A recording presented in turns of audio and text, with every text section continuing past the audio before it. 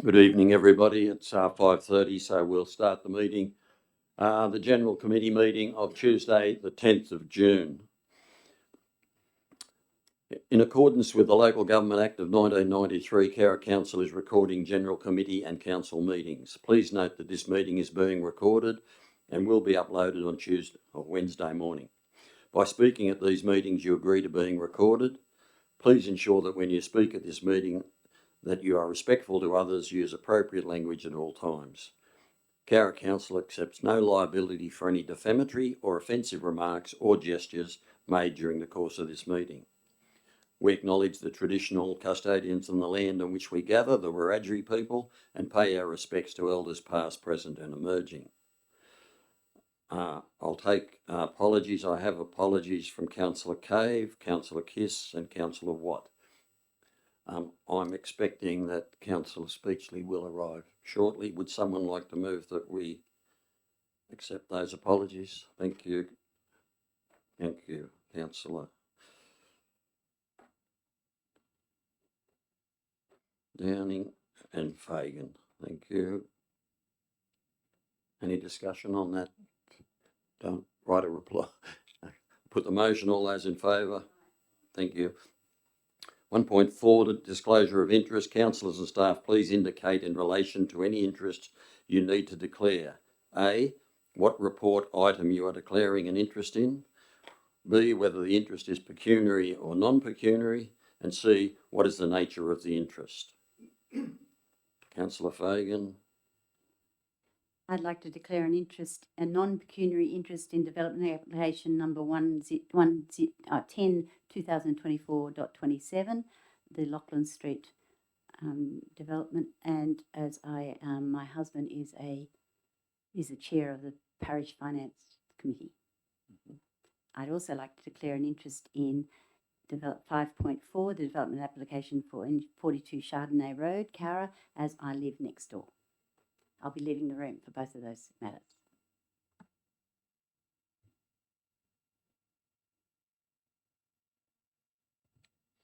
No other. Hello, Cheryl. You're right. No others. Thank you. We have no public presentations, so we'll go straight to the public forum. Are there 4 members of the public who have registered with the General Manager's office to speak?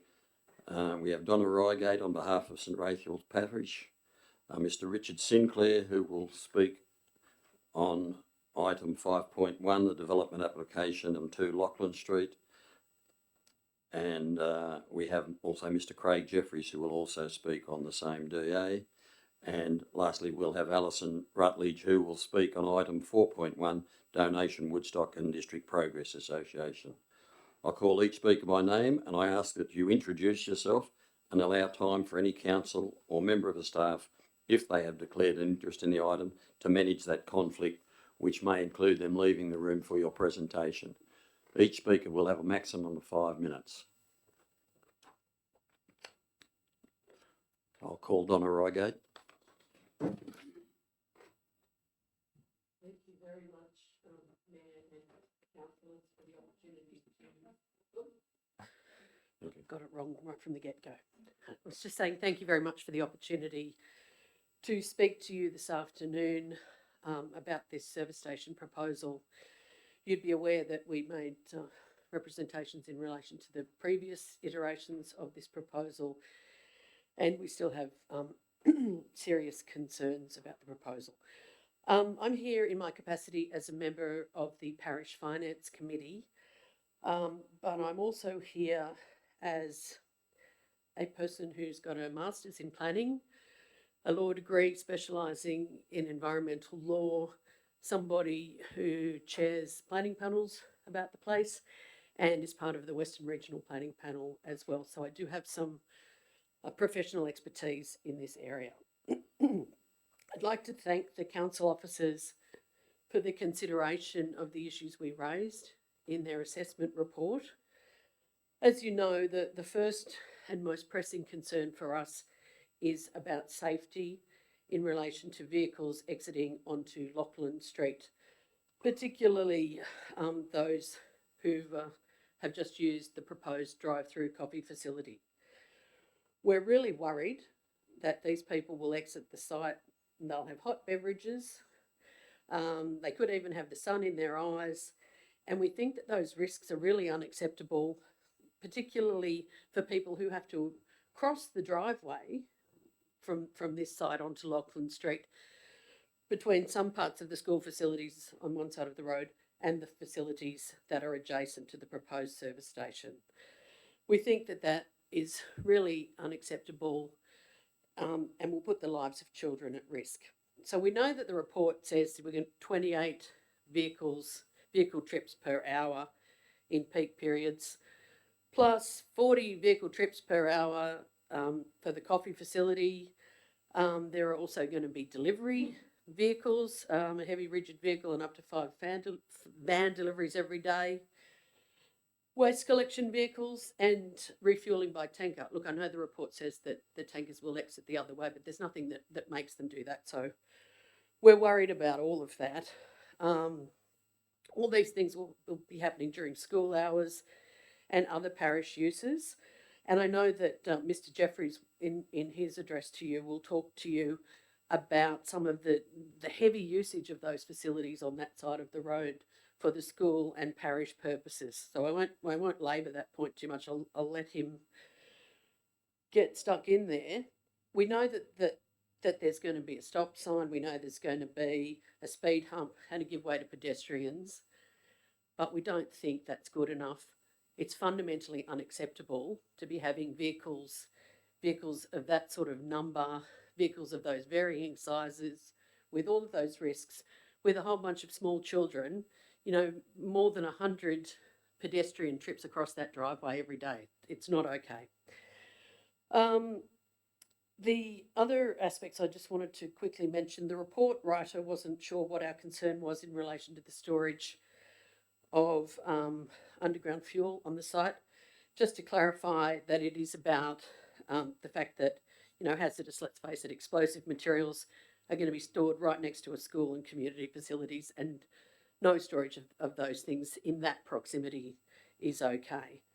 The report also referenced our reference to various sections of the Environmental Planning and Assessment Act. And in relation to the impacts of the development, the report concludes that the proposal will facilitate the use of the site and provide additional local employment. The proposed development is not expected to result in any negative social or economic impacts. We disagree, and we would cite again the risks to pedestrian safety and particularly the safety of children who will be crossing that driveway constantly. We also referred in our submission to the public interest, and the writer of the report concluded that the proposal wasn't expected to adversely impact on the community interests in the area. It says it will positively contribute to development within the locality, will not impose any identified economic or social impacts on the local community. Look, there are a whole lot of generalisations there. There's no substantiation of those points of view. And again, the risk to the safety of children are completely unacceptable. And there's a couple of other things, just as I was going through the report, that I thought I should draw to your attention. Clause 5.21 of the Cowra LEP says that development consent must not be granted to development within the flood planning area unless the consent authority is satisfied that the development will not exceed the capacity of existing evacuation routes for the surrounding area in the event of a flood. The assessment report talks about evacuation of people from the service station site, but it does not address the issue of the capacity of existing evacuation routes for the surrounding area in the event of a flood. So I would contend you can't approve it, even if you were considering doing so, and I really hope you're not. Secondly, the Cowra DCP says that floor levels of all habitable rooms or rooms with a connection to sewer infrastructure should not be less than the flood planning level. And I think in relation to the sewer infrastructure, that's got a lot to do with sewer backups and sewer overflows in the event of flood. Again, that issue is not addressed in the report, so I would contend that you really need to think about that. I also think that the contamination issue is something that should be considered. Consent authorities can't consent to the carrying out of development on land unless it's considered whether it's contaminated. Ms Reigate, you were well over your time. If you could I'm almost close, finished. please. The issue there is that you've only looked at petroleum contamination, nothing else. Okay, we remain really opposed to the service station on that side and absolutely opposed to an exit onto Lachlan Street. I just ask you to think about any McDonald's or KFC that's got the exit from its drive-through between two parts of a school. And I'll bet you quid you can't think of any, because there aren't any. Very good reason. They're too smart. They don't want to take the risks. They know they're just too high. Thank you. Thank you. I'd now like to call on Mr Richard Sinclair. Has anyone got any questions of Ms Reigate?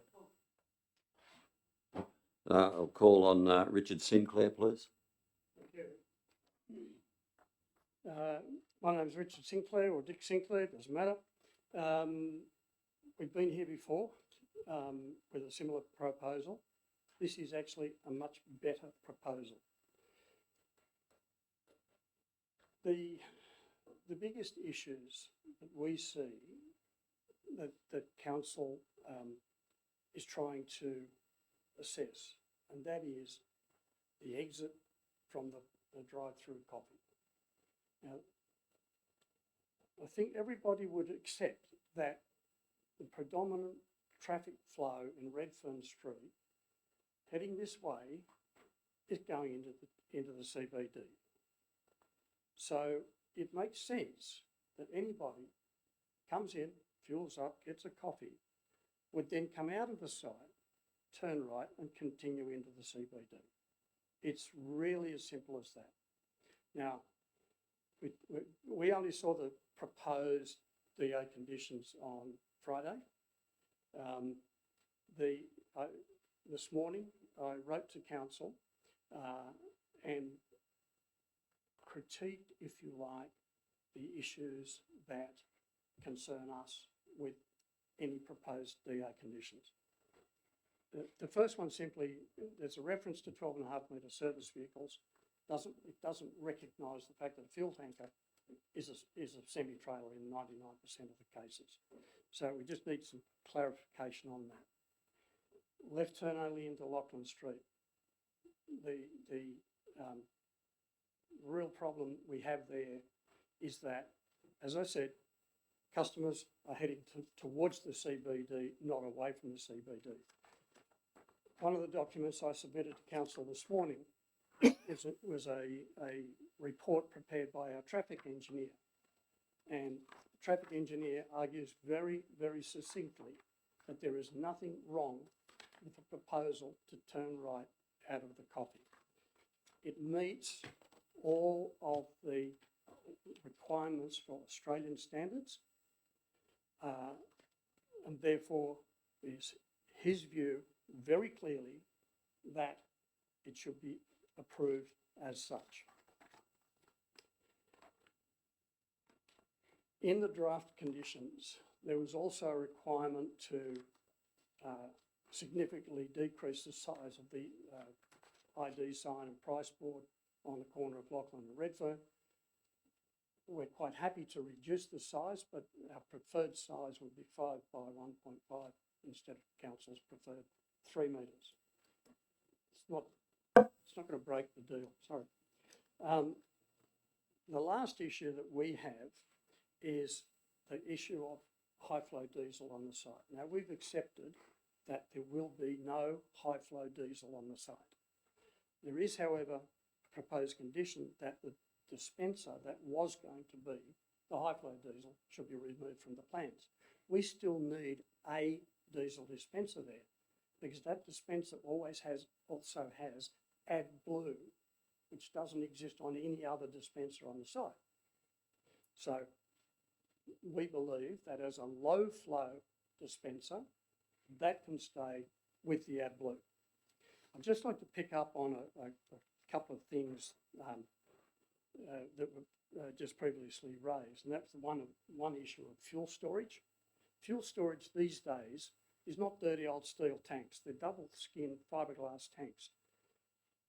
Everything has to be fully certified before it goes in the ground, after it goes in the ground. Pipework gets tested twice, what we call pre and post burial, etc. It's not like the old days. Vapour is recovered by road tankers when they fill tanks. You've seen modern dispensers that says we're using vapour recovery. So the fumes that come out of your fuel tank get sucked back into the system and back down into the tanks underground. The other issue is what I call social, which is the ability for unsocial behaviour. We've got fairly significantly reduced opening hours, which makes it a lot less attractive for, call it rat bags. The other issue about flooding is that council can approve works that are below the PMF, and we have gone out of our way to ensure that electrical switchboards, etc., are all above the flood level of the PMF, and so that in the event of a flood, the site will remain serviceable afterwards. And so therefore, I believe that this application should be approved, but we would like council to consider the changes to the conditions as noted in my letter to Mike this morning. Can I ask one question? Certainly. The low flow diesel, will that have a button on it that turns it into high flow? No, I won't have it. Okay, thank you. Yes, please. You're suggesting that you're going to remove the tanks that are there now. So what sort of tanks are there now? dirty old steel. Right. And they've obviously been there longer than the 20 or 30 years that they're supposed to I be. would suggest they're probably the original tanks. Yeah, 50 odd years. okay. So this would be an improvement with new tanks, Absolutely. safer than it was when it was being used before? Yeah. Thank you. Any other questions? Thank you, Mr. Sinclair.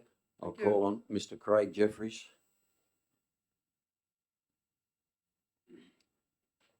Hi everyone, I'm Craig Jeffries from St Raphael's at Cowra.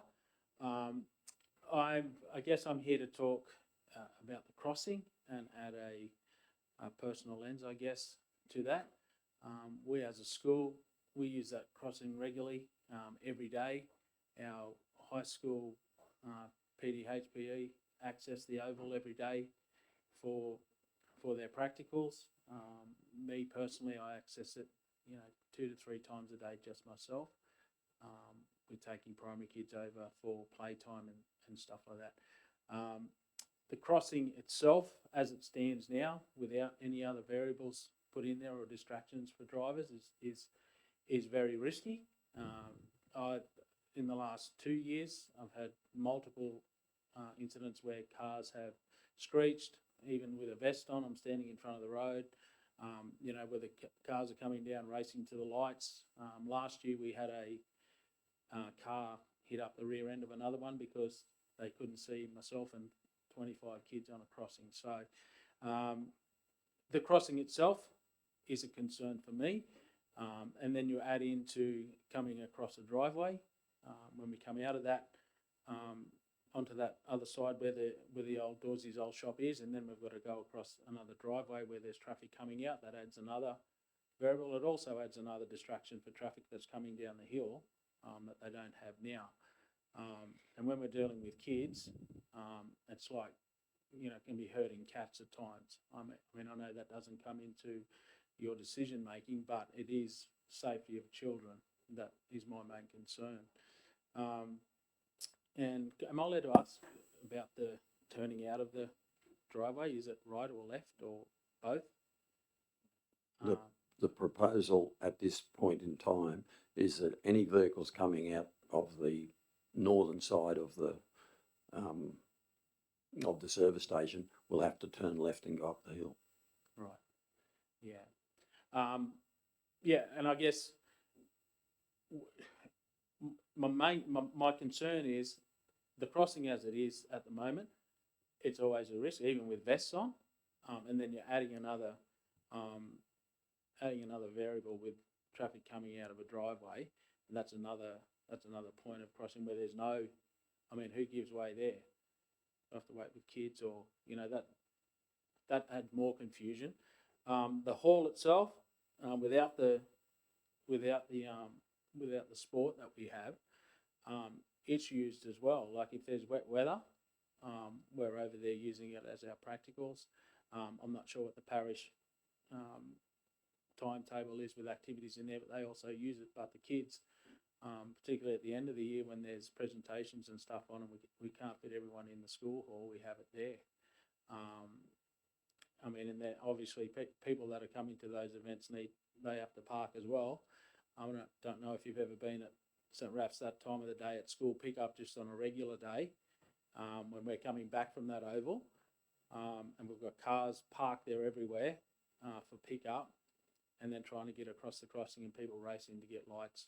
It's very hectic, and then you throw in a funeral, which happened last Friday. God rest his soul, Mr. Duffy. It all happened at knock-off time. Kids were coming back from the oval, parents were parked, church car park was full, and a funeral procession was heading out. So, I mean, I know you can't timetable around that kind of stuff, but that's the kind of risk that you're dealing with when you're at our footprint of our school, where we have to cross roads with, I could be taking, with the PDH staff, there's over 100 kids a day that's going back and forward. Okay. Thank you, Mr. Jeffries. Have we got any questions? Okay, thank you very much. I'd now like to call on Alison Rutledge, who will speak on item 4.1, the donation to the Woodstock and District Progress Association. Good evening, Mayor Smith, Council. Just wait, Oh, sorry. just wait one sec till we get Just- Councillor Fagan back. Thanks, Alison. Sorry, apologies. Okay.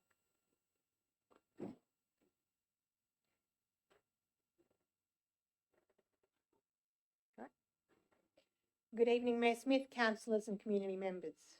My name is Alison Rutledge and I'm speaking on behalf of the Woodstock and District Progress Association.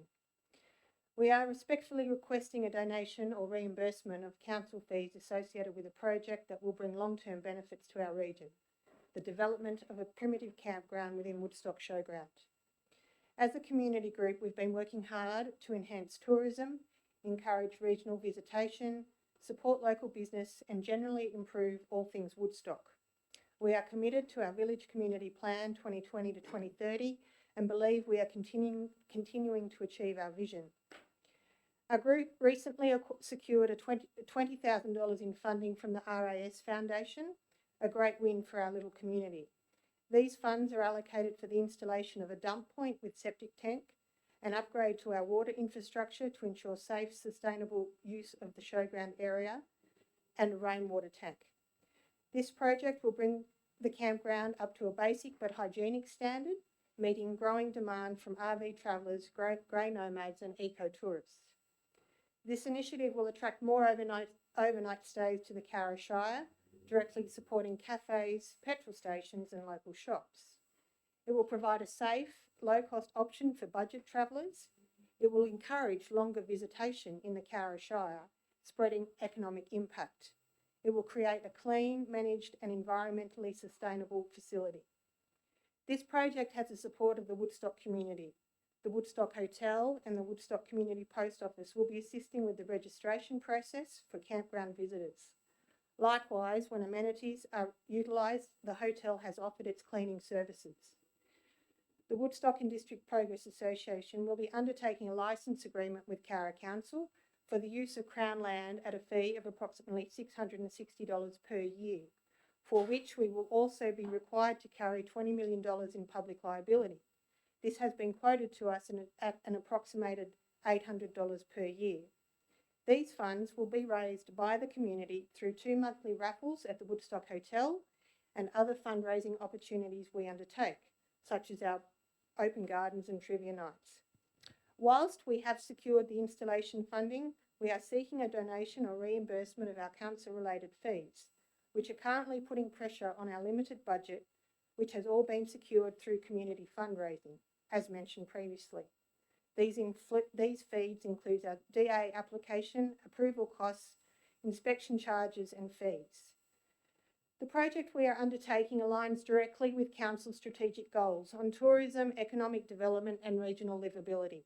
It improves public infrastructure without ongoing cost to Council.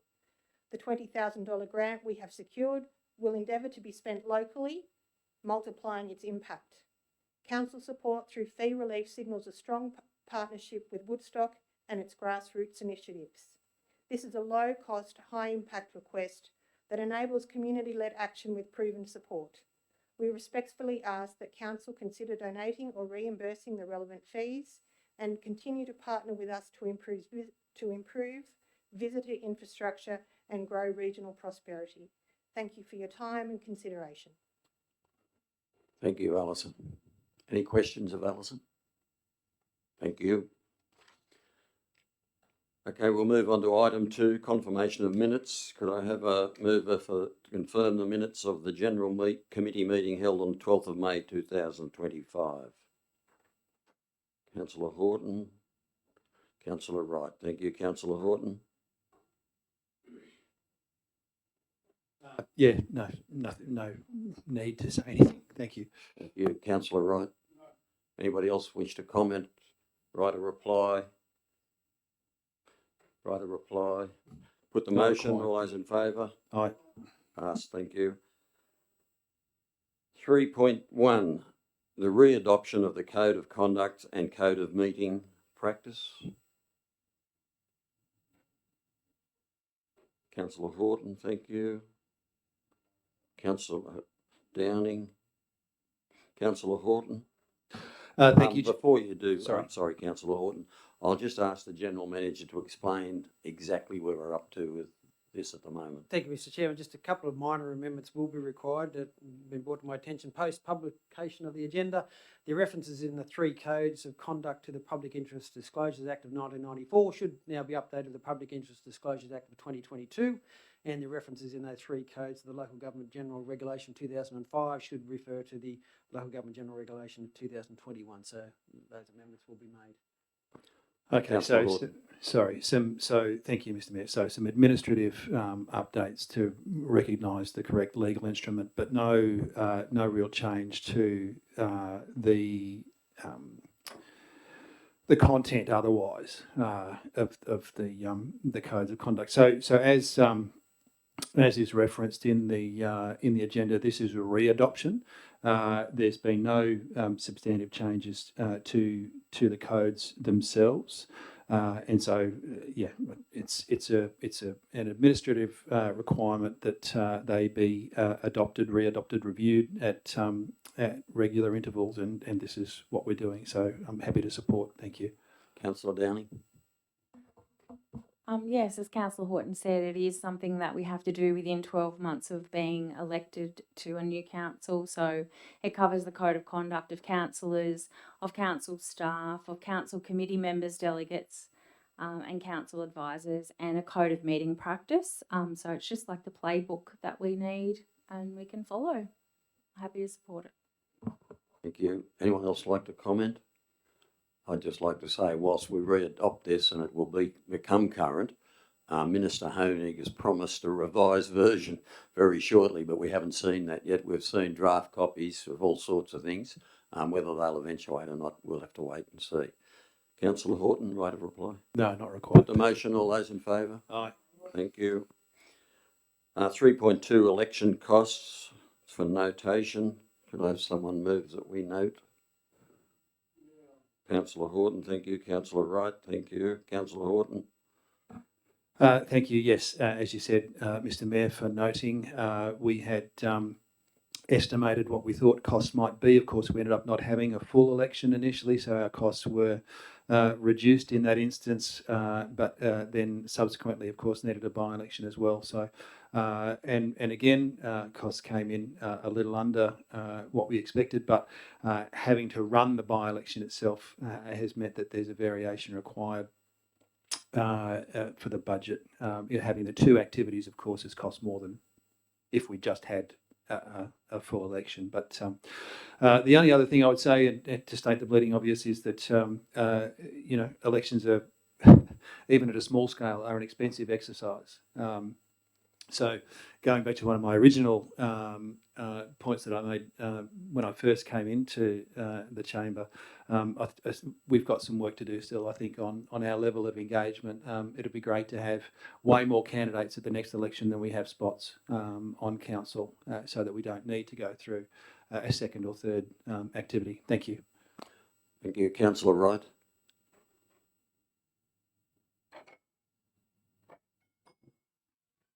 Yeah, thank you. No, it's just what it is. We can only there's no competition in the provision of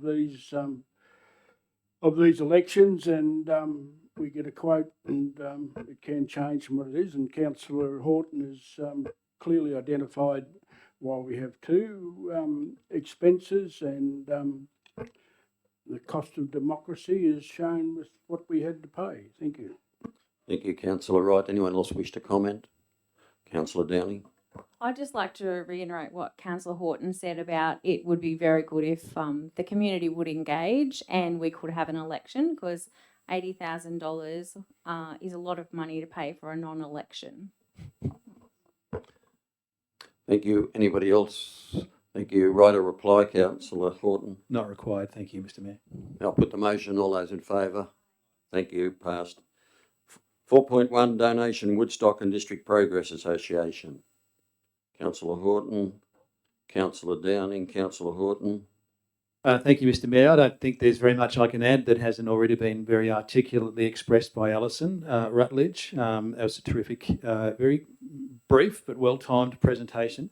The only thing that did occur to me, of course, it was mentioned a couple of times, and I thought about this. I actually thought about my dad, who did the grey nomad thing for a while when I was reading this proposal. Is the low cost aspect of it. It's certainly, recently cost of living pressures and what have you. There are people that are still wanting to get away, but are looking to manage a reduced budget, I suppose. This is a great way to continue that traffic coming through this shire, and the request is really minimal. We're talking about under $1,200 as a request. So absolutely behind it, and well done to the Woodstock Progress Association for getting such support and community involvement and engagement behind it. Well done. Thank you. Councillor Downing. Yes, I'd just like to say that I'm totally on board with this amount of $1,147.50. Just to reimburse our fees for DAs and approvals. Just like to congratulate the Woodstock community. They're putting in the hard yards. They're really, really doing such a great job with such a small amount of people, and they're raising the money and they're doing this and they're making it happen. So congratulations. Thank you. Would anyone else like to comment? Got a question Councillor Wright. first, please. Question, it's a septic system / dump point. Will there need to be two sites for that? Because there's been some talk about the additives in on-site toilets in the caravan will kill the activities in a septic system. So will that require a separate DA or? I'll put that to the director.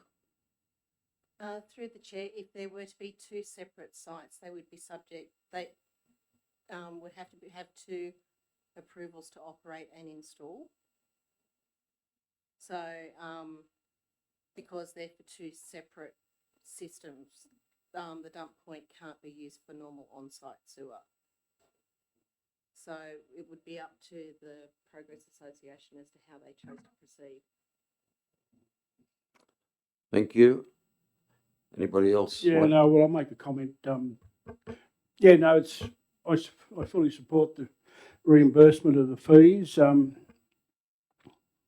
The committee's done a lot of groundwork, plus they've spoken to the RAS and got support there, and that is on a pretty high level of announcement that what people will know what is going to happen in Woodstock, and will be a drawing card. I think my question about dump points and septics highlights the the things that can come up when you think, well, we're just going to have a primitive system, but we'll have a septic system and a water system and so forth. But with these caravans today, they operate different systems to what a septic system is, and no doubt the group organising the project will know about this and be able to arrange something, or the caravans will just have to dump in Cowra while they're getting some groceries. So, but I wish them all the best, and hope you have the continued support out there to keep the facility operating to a satisfactory standard. Thank you. Thank you. Anybody else like to comment? I'd just like to say that I don't own a caravan. If I did, I'd reckon it'd be a nice place I'd like to go and stay. So I wish you well, the same as the others. Councillor Horton, right of reply? No, not required. Thank you. I'll put the motion. All those in favour? Passed. Thank you. 4.2, investments and financial reports.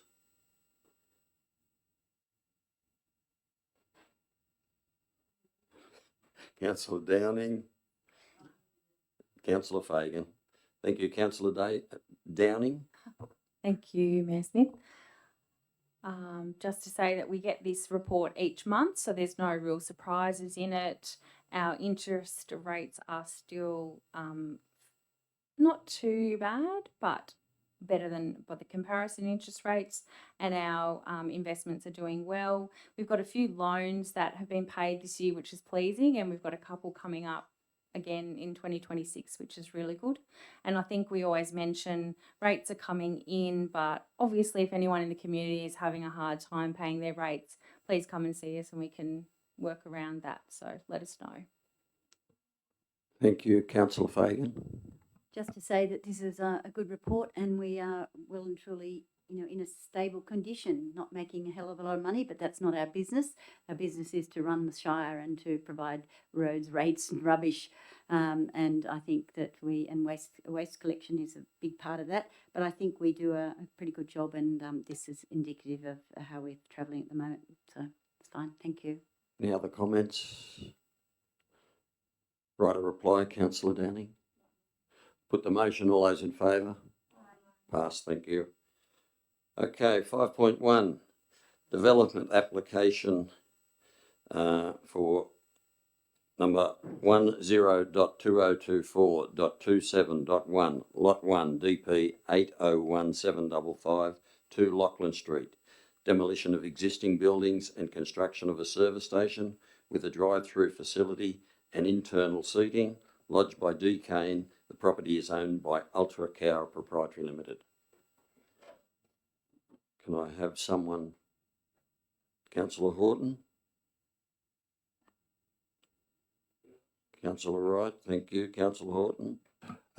So I'm sure somebody in the room with far more experience than me will correct me if I'm out of order here, but in the presentations we had before, there was a couple of mentions, particularly one mention about some a traffic management report that was submitted to council today. Now, I haven't read that. I haven't seen that. So I don't know whether we should defer until we've had a chance to read that, whether that is materially going to change anything. So like I said, I'm happy to have someone tell me that's out of order and I can't do that, but it's a question that sprang to mind through the presentations. Councillor Horton, this will come back to us in a fortnight's time, so we can... What I can do is provide a copy of the documentation that was received this morning, which essentially, from my understanding, was provision of a turning circle to show that a right turn from the drive-through would comply with the Australian standards. But I can provide that to council for their information. Okay. Continue on. No, sorry, councillor Wright. It's a you question. know, councillor Horton has the floor at the moment. Turn it off again. So, from my perspective, that's the only thing I'm hung up on. I'm not concerned, frankly, about fuel storage, and I'm surprised that that's even raised as an issue because we're talking about new tanks going in, and St Raph's, of course, within its own footprint, has another service station that I'm assuming stores fuel as well. So for me, that's less of a consideration.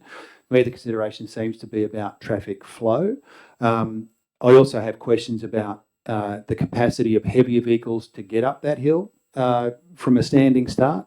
And that might sound silly, but it's just something that occurs to me that if we're talking about directing all traffic up that hill, that might be a big ask for containers. Anyway, that's where I'm happy to support this as is, understanding, of course, that we'll have a chance to read that extra traffic report or traffic management report that's been submitted by the time we get to our general meeting. Is that my understanding? Is that correct?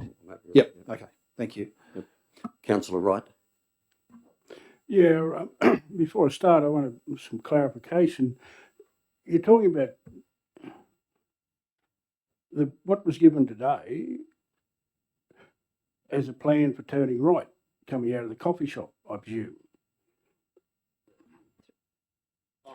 Yeah, through the chair, yes. What we've received this morning is a swept turning path diagram prepared by their traffic engineer to confirm that there is the capability to turn right from the lane where you do the drive-through to the coffee shop. But it's not something that we are currently supporting either. We're supporting left turn only from that coffee shop lane. But in the conditions present, all traffic should go left. That is correct. And I presume the coffee shop won't have heavy vehicles drive past the door. That is correct. Yeah. The next question, that the plan wasn't very clear as where the pedestrian crossing is. So, is the pedestrian crossing south of the exit from the coffee shop? Yep. I know. This has come before us. It's been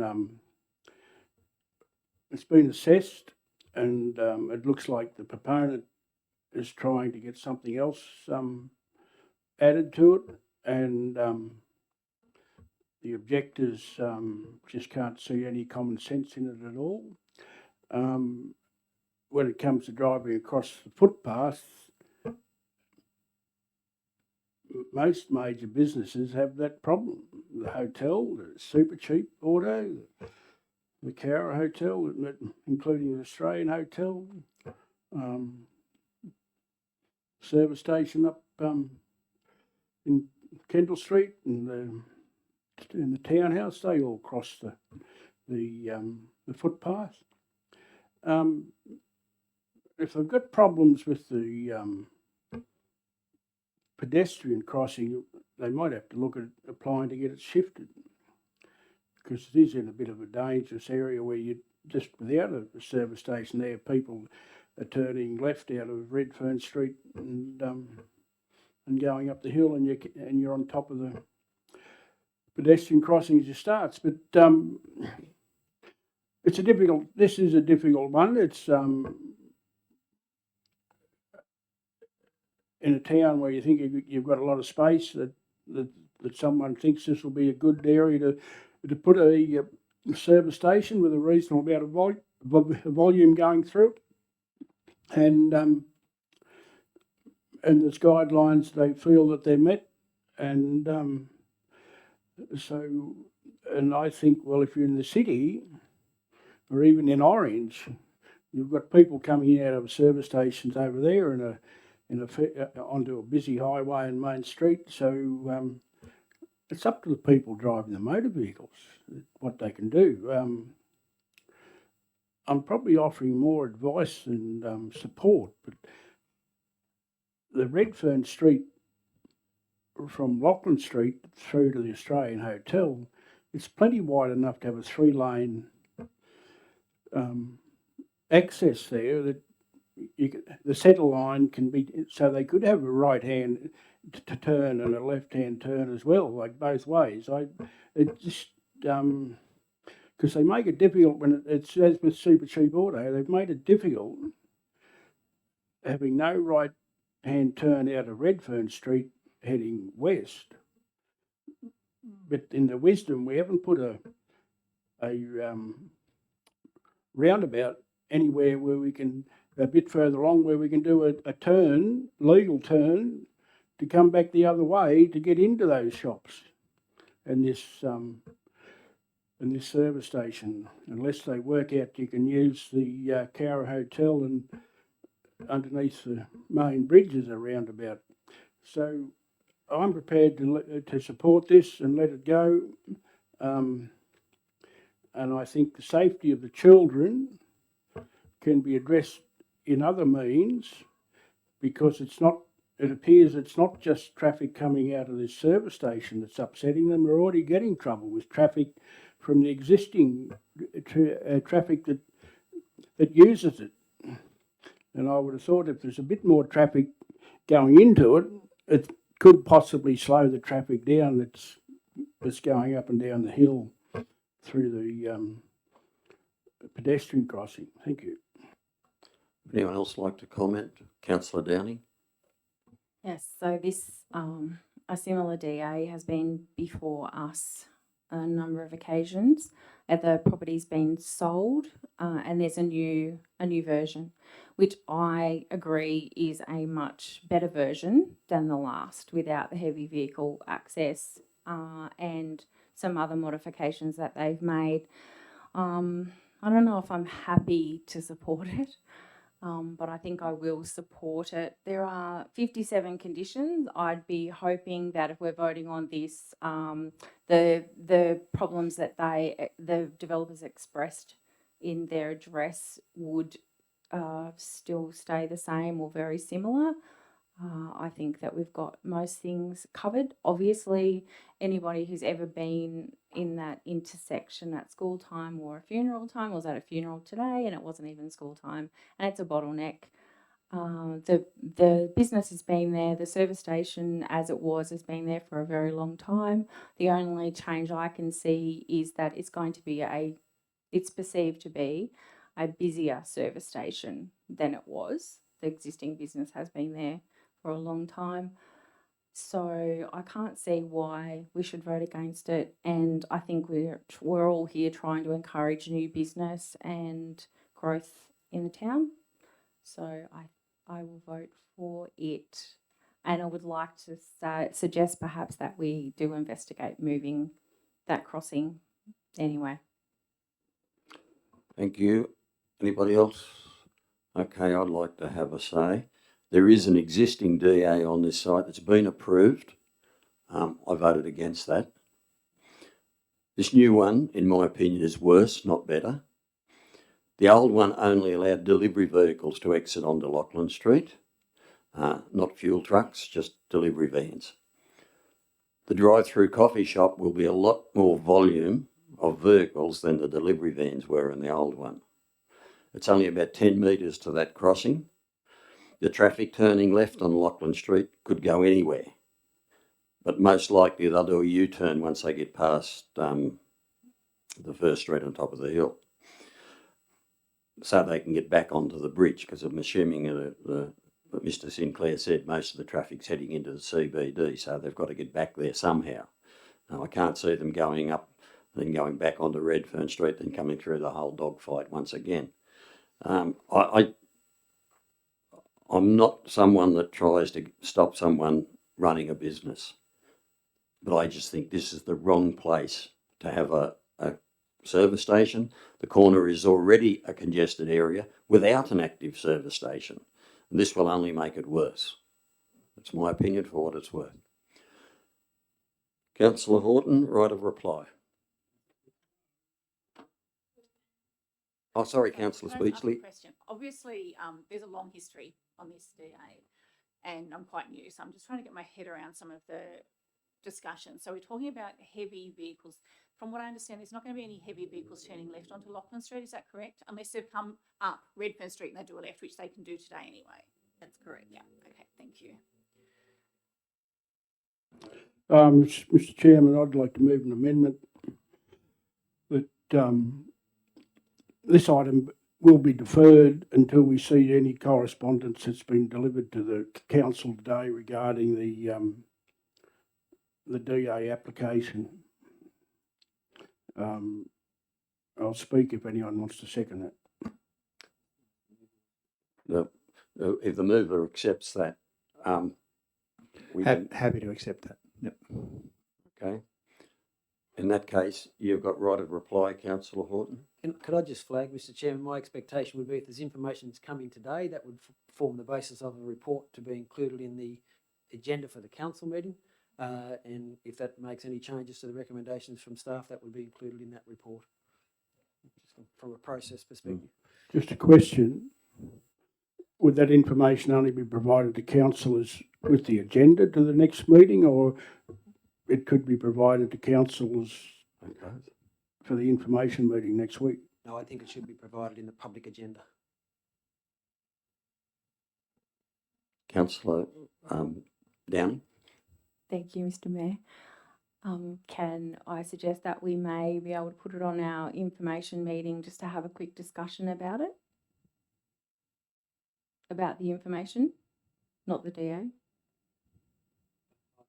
I just query the probity of that, given that the objectors have no opportunity to see that outside of it being in a public agenda. So without giving that deeper thought, my initial response would be I don't think that's the way to proceed. Just a question. Was it right that the proponent only got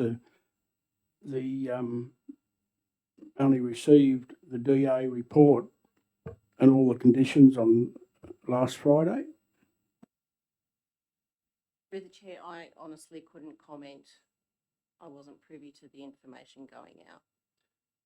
But it would be available in the public forum in the agenda when that was released. Which would be Wednesday. Which would have been Wednesday. The agenda would have been published on the website on Thursday morning. Council will receive it Wednesday, and it gets published on the council website normally on Thursday mornings, and it certainly shouldn't be provided to any applicants prior to it appearing in the public agenda. Question. We used to have a practice where any organisation or applicant would receive a letter. It mightn't have had the conditions in it or anything, that their item would be discussed at the following meeting, and they would get it early in that week before it did go to the agenda, so they have time to go and see it. I'm just querying the process. I might be out of order, I think. Certainly, my experience, people with an item coming to council are advised that, look, it'll likely appear on the agenda for X meeting, but you'll be advised once the agenda for that meeting is published. Otherwise, it's not 100% guarantee that it's going to be included in the agenda. Okay, so we have the motion at the moment is that we adjourn it until the council meeting on 23rd. Right. So we take a vote on that. Well, you write a reply, which No, not required. Thank you. thought we'd sort of informally had that. So I'll take a vote. All those in favour? All those against? Okay.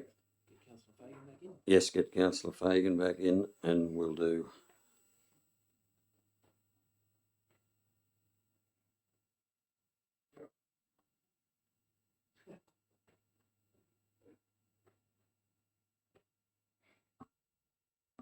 Okay, 5.2, development application number 10.2020 lot 15 DP 23837-28 Hartley Street, S4.5, 1A, modification to demolition of existing carport, construction of a new dwelling, carport and 2-lot strata title subdivision, change to 4-lot community title subdivision.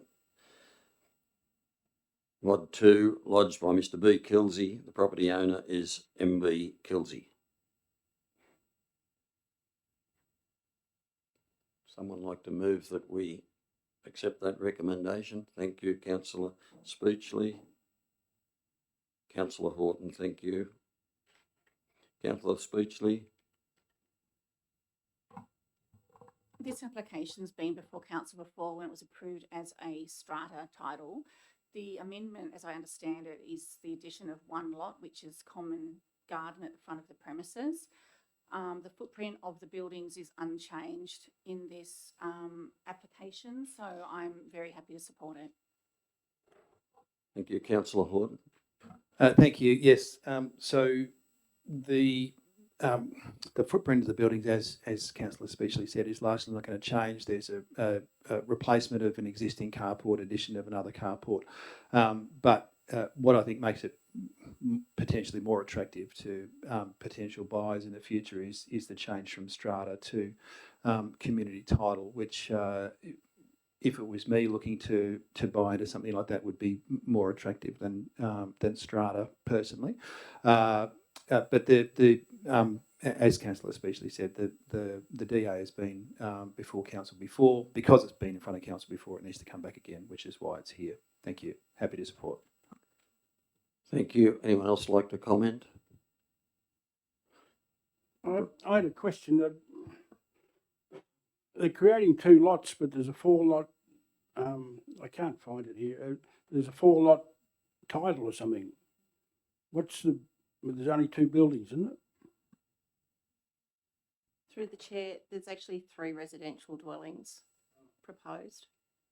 There's the existing duplex and a new residential dwelling. Thank you. Any further comments? Councillor Speechley, write a reply. I'll put it to the meeting. All those in favour? Pass unanimous. Thank you. 5.3, development application number 10.2025.31.1, lot 2 DP 808999 2304 George Russell Drive, Canowindra, plant nursery lodged by J.D. Pearce. Property owner is MJ and J.D. Pearce. Can I have a mover for that recommendation? Councillor Horton, thank you. Councillor Downing, thank you. Councillor Horton. Thanks, Mr. Mayor. So this is a proposal effectively to run a plant nursery, but to run a plant nursery part-time. It's going to be open a couple of hours a day during the week and a couple of more hours on a Saturday. The reason it's coming to us, and I'm sure somebody will correct me if I'm wrong, is because there's a variation required in terms of the surfacing of the car parking area.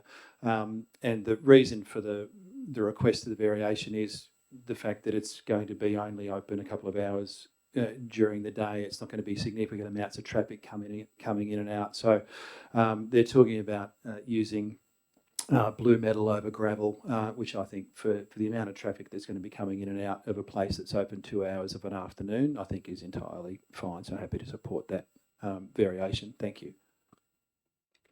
Councillor Downing. Just to add quickly, Mr. Mayor, that this was notified to the neighbours and there were no submissions. No one had a problem with it.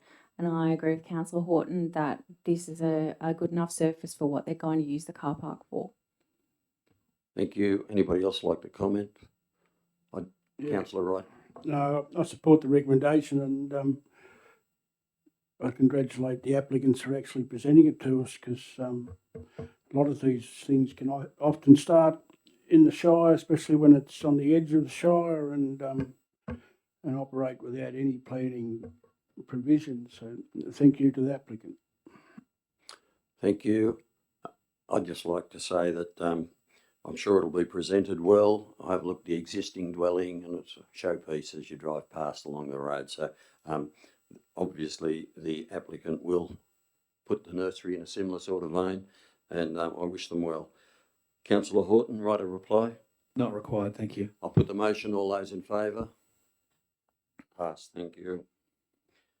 5.4, development application number 102025.35.1, lot 1, DP 776076, 42 Chardonnay Road, Cowra, dwelling, caretaker's residence, lodged by Mr M Jackson. The property owner is M Jackson. Councillor Fagan has left the room. Can I have a mover? Would that be accepted? Councillor Horton? Councillor Speechley, thank you. Councillor Horton? Thank you, Mr Mayor. So the reason that this DA is coming to us is, as I understand it, because it's actually physically impossible for the proponent to comply with current development control plans. So there's a requirement for 150 metre setback from viticulture, horticulture, that kind of thing. It's not possible to do that on this size block. The applicant, the proponent, has, however, given due consideration, and there's been site visits and inspections and what have you, due consideration to where is the best place to set this caretaker's residence. And I think, trying to balance everything, they've done as best they can. And there's also a discussion in here about landscaping requirements and what have you, which I think is entirely appropriate. Just as an added point, if you look at an aerial, if you zoom out a little bit of an aerial photograph, you'll see there are any number of residences that are well within 150 metres of surrounding viticulture and horticulture and what have you. So it would be a little bit inconsistent of us to reject this on that. For that reason alone. So I think the proponent's done their homework and has obviously worked with council and council staff to come up with the best option. So I'll be supporting it. Thank you. Thank you, Councillor Speechley. Yes, I think that the developer has done a good job in a difficult situation on that site. They don't have much room to work with, and the proposal is a small-scale proposal which isn't changing the amenity of the block significantly. So I'm happy to support it as well. Thank you. Anybody else like to comment? Councillor Wright. Yeah, I support this, and caretaker's residence is to be able to live on site to operate the motel, from what I can read, and so I think it's a good way forward.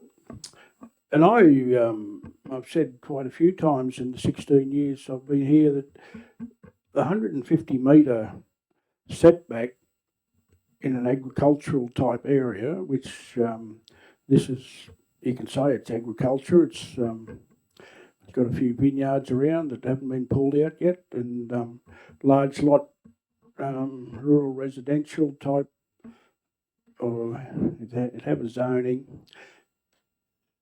The 150 metres has gone out with all the regulations under people using chemicals or fertilisers or activities on their own place, and they've got to be able to contain whatever they're doing on their own place and not let it go across the boundary onto someone else's place.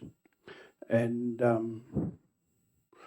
in some cases, 150 metres wouldn't be far enough if someone was using the wrong sort of chemical and the wrong conditions. And so I fully support this. Thank you. Thank you. We got any other comments? I'd just like to say that probably when the motel was built, the owners lived just adjacent. Once they sold the motel, there was nowhere for the operators to live. So I think they've lived in town and travel in and out, which is probably not ideal. And this probably just completes the way it should have been, probably in the first place. So, right a reply, Councillor Horton. Not required. Thanks, Mr Mayor. I'll put the motion. All those in favour? Pass. Thank you.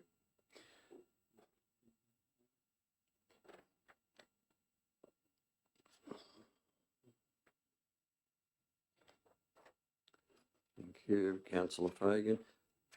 There are no late reports. Do we have any notices of motion? Okay, we'll go on to 8, confidential matters. This matter is considered to be confidential under section 10A2D or I of the Local Government Act, and council is satisfied that discussion of this matter in an open meeting would on balance be contrary to the public interest, as it deals with the commercial information of a confidential nature that would, if disclosed, prejudice the commercial position of the person who supplied it. This is for 9.1, request for tender S1 2025, supply and delivery of bulk fuel for Central New South Wales councils. Thank you. Seconder? All those in favour? Passed. Okay, 9.1, request for tender S1 2025, supply and delivery of bulk fuel for Central New South Wales councils. I'll move it again. Fagan, thank you. Councillor. Seconder Horton, thank you. Councillor Horton. Councillor Fagan?